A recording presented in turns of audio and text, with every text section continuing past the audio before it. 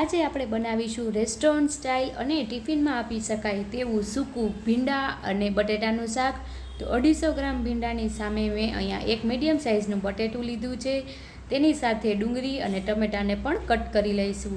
હવે એક પેનમાં તેલ ગરમ કરી અને બટેટાને અને ભીંડાને એકદમ સારી રીતે કૂક કરી લઈશું. તેને સારી રીતે તળી લઈશું.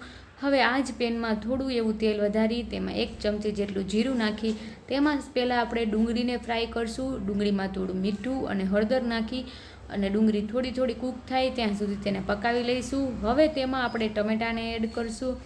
તો ટમેટાને આપણે એકદમ સારી રીતે કૂક નથી કરવાના. થોડા એવા ટમેટા આપણા સોફ્ટ થઈ જાય એટલે આની અંદર આપણે અગાઉ તળેલા બટેટા અને ભીંડાને એડ કરીશું.